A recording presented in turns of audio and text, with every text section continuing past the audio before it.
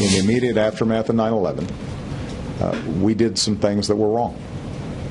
We did a whole lot of things that were right, but we tortured some folks. We did some things that were contrary to our values. President Obama previewing a Senate Intelligence Committee report to be released in the next few days, criticizing the CIA's enhanced interrogation program after 9/11. Each week you vote on what you want us to discuss in the Friday Lightning Round, and your choice tonight is the Senate report and the clash now between Congress and the CIA.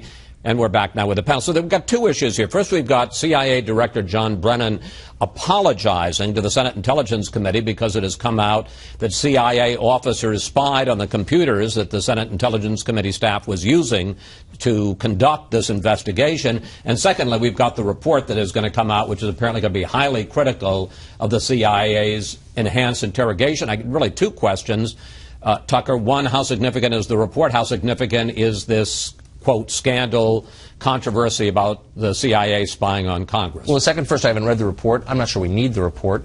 The president's saying we tortured some folks. I mean, we could do a whole show on that. But let me but to the first part, which I think is a real scandal. The CIA spied on the legislative branch. So those Republicans who are upset about separation of powers and the erosion of that principle under the Obama administration, they should be upset about it. Talk about a textbook case. You'll notice the White House and the Justice Department, which, by the way, are both parts of the executive branch, not a big deal, no problem, don't worry about it, says Josh Earnest. Really? CIA officers using fake identities? And I support the CIA mostly. But to spy on senators? It should be scary to any civil libertarian. You don't need to be a liberal to find that chilling. Now, one thing the CIA says is that some Senate investigators had gotten access to some documents, CIA documents, that they didn't have authority to have. I think there's going to be a hard time finding any excuse for this. And John Brennan, the CIA director, who initially insisted that this was not happening, has been proven wrong, and the question is whether he's going to survive. I found it interesting, though, today the president, he embraced Brennan on that, but on this score of torture. This is one of the most explicit times, most explicit uses of the term torture by Obama, which means that he's undercutting the CIA and the CIA agents who are involved in enhanced interrogation techniques. Charles. About the CIA spying on the Senate investigators who are looking into the CIA. At the time, which was last March when this came out, Lindsey Graham said that if this turned out to be true, and remember the CIA denied it, that Congress should declare war on the CIA, which I think is Lindsey being Lindsey. I sort of like that. But just on one thing, the president's very odd. He embraced Brennan at a time when the real question is, what did he know about this and when did he know it? Before he learns about that, he says he has his confidence. We'll see if he still does in 6 months. Harsh message to follow. All right, lightning round here, guys. Just hours after the 3-day ceasefire began between Israel and Hamas, just hours, I think it was 90 minutes, they're now saying, Hamas undertook this attack in which 2 Israeli soldiers were killed and 1 was taken hostage. More than 50 Palestinians were killed. Question, what happens now? I don't think Hamas wants war, obviously. I don't think any no normal American questions Israel's moral right to defend itself ferociously. The question is, will it be effective? And I just fear Hamas wants war. Why does Hamas want war? The worst case scenario would be that Hamas winds up more powerful at the end, and I just pray that doesn't happen. The good news, I think, for Israel from this experience today is that I think the PR table is turning against Hamas.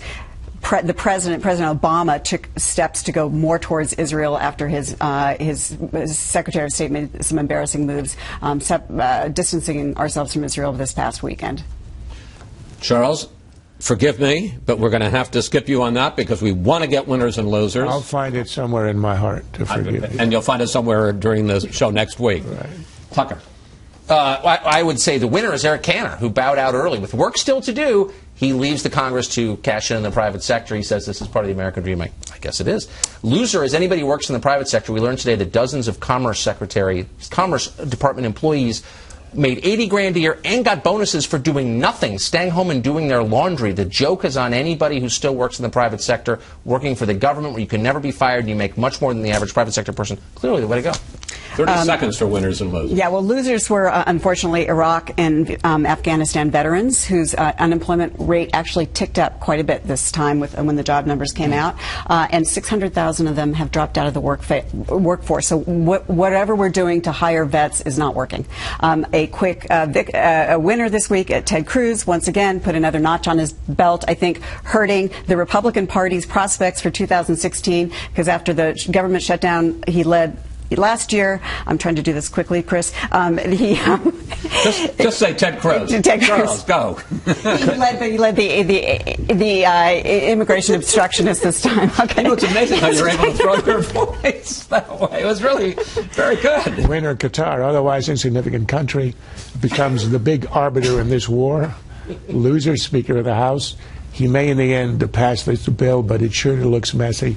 It's not his fault, but he's got a herding of cats isn't easy in his caucus, and it really looks bad the way the Republicans have acted on this bill. the way you just very quickly trash Qatar or Qatar, whatever you call it. That's it for the panel.